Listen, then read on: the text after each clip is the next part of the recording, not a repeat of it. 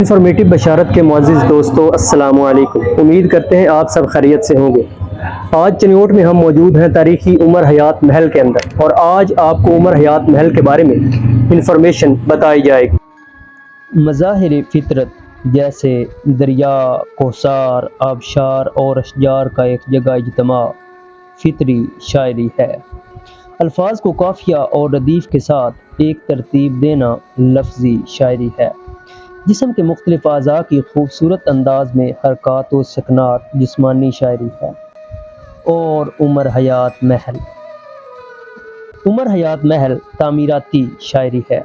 اس تعمیراتی شاعری میں مستری احمد دین کا اینٹوں کو الفاظ کی طرح ترتیب دینا، نقاش جان محمد کا ان الفاظ پر نقاشی کے آراب لگانا، منیب کار الہی بخش اور توبہ کار نیاز جلندری کا قافیہ اور ردیف اس کو میر کی غزل اور عمر خیام کی رباعی کی طرح خوبصورت بنا دیتا ہے۔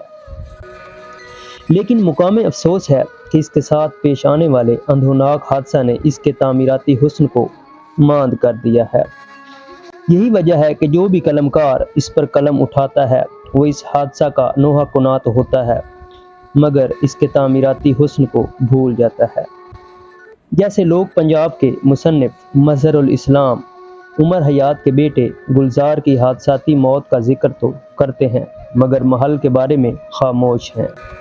اسی طرح ساندلبار کے مصنف احمد غزالی بھی گلزار کے ساتھ پیش آنے والے دردناک حادثہ کو تحریر کرتے ہیں، لیکن محل کی تعمیری رعنائیاں بھول جاتے ہیں۔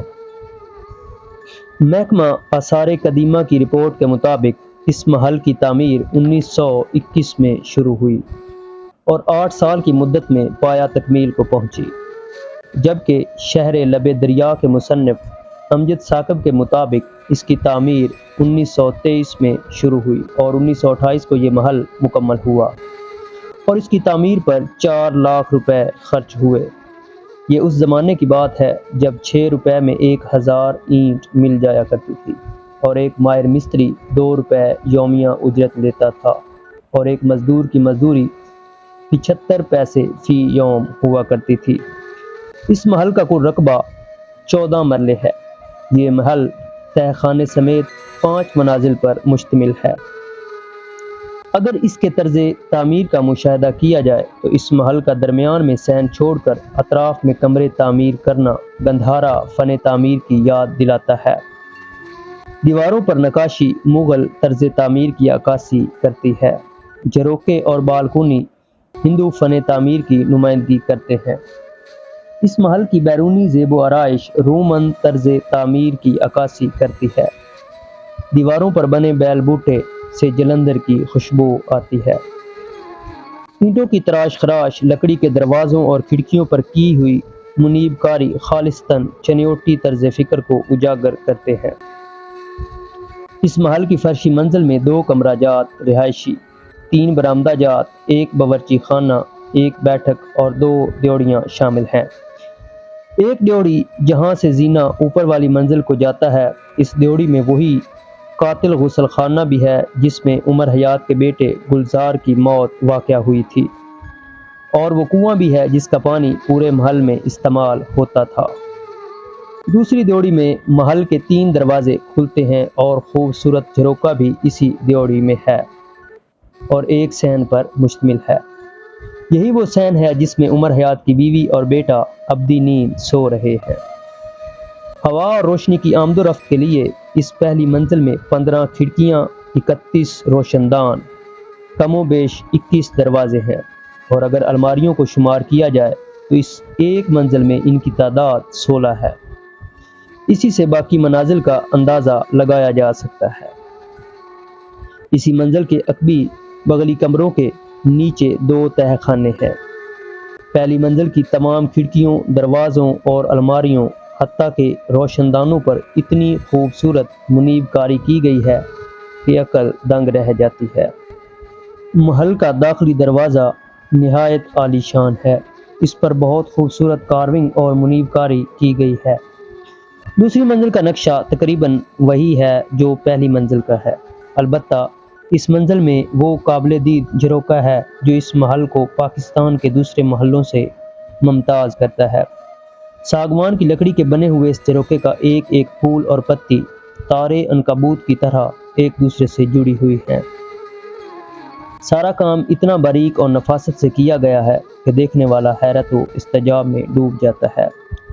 یہاں سین کی طرف غلام گردش بنا کر تمام کمروں کو راستہ دیا گیا ہے۔ تیسری منزل 3 کمروں پر مشتمل ہے جو بیرونی جانب بنائے گئے ہیں۔ تیسری منزل کی خاص بات لکڑی کی نہایت خوبصورت بالکونی ہے جو بیرونی جانب بنائی گئی ہے، جس میں شیشم اور دیار کی لکڑی استعمال کی گئی ہے اور اس کی بالکونی کے نیچے بہت خوبصورت پھول لکڑی سے بنائے گئے ہیں۔ بالکونی پر نہایت خوبصورت دیدہ زیب کارونگ اور منیب کاری کی گئی ہے۔ بلائی منزل 2 کمروں اور راہداری پر مشتمل ہے۔ دونوں کمروں کو 33 فٹ لمبی آہنی بار سے جوڑا گیا ہے اور درمیان میں لکڑی سے راہداری بنائی گئی ہے۔ محل کی اوپری منزل پر جانے کے لیے لکڑی کی مضبوط سیڑھیاں بنائی گئی ہیں۔ اس کے ایک طرف دیگی لوہے کو دلکش ڈیزائنوں میں ڈھال کر جنگلا لگایا گیا ہے جس سے سیڑھیاں محفوظ اور مضبوط ہو گئی ہیں۔ ان سیڑھیوں کو ہر منزل کے لیے 24 زینوں میں تقسیم کیا گیا ہے۔ محل کی تمام چھتیں نہایت خوبصورت، نفیس اور منقش بنائی گئی ہیں۔ چھتیں چونے اور گچ سے مختلف ڈیزائن کے بلاک بنا کر بنائی گئی ہیں۔ ہر چھت دوسری چھت سے مختلف اور خوبصورت ہے۔ بعض بلاکوں میں شیشے کا استعمال بھی کیا گیا ہے۔ سین کی چھتوں پر قدرتی مناظر کی تصویر کشی کی گئی ہے۔ تمام عمارت کے فرش خوبصورت رنگین اور منقش ٹائلوں سے بنائے گئے ہیں۔ محل کی پہلی منزل کی دیواروں پر خوبصورت نقاشی کی گئی ہے۔ کمروں کے اندر چھت کے ساتھ ساتھ بنائے ہوئے بارڈر کو بھی نقش کیا گیا ہے۔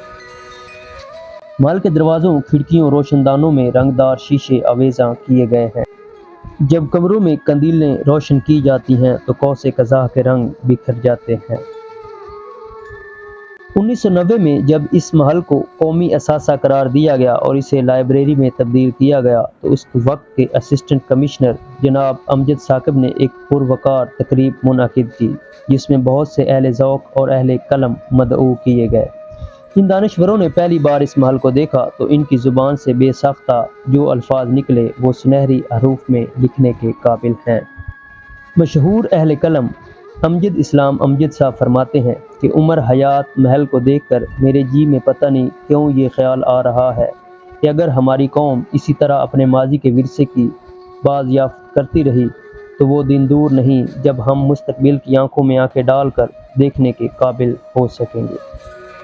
جناب ایوب خاور فرماتے ہیں کہ چنیوٹ کا یہ عمر حیات محل افسانوی تعمیر اور ذوق جمال کی مثال ہے۔ مشہور دانشور توفیق بٹ نے جب اس محل کو دیکھا تو کہا، واہ واہ سبحان اللہ، عمر حیات محل چنیوٹ کا ہی نہیں پورے پاکستان کا تاج محل ہے۔ پاکستان کا یہ تاج محل عمر حیات محل اب ٹوٹ پھوٹ کا شکار ہے۔ ضرورت اس امر کی ہے کہ حکومت اسے قومی اثاثہ قرار دیتے ہوئے اس کی تعمیر و مرمت کرے۔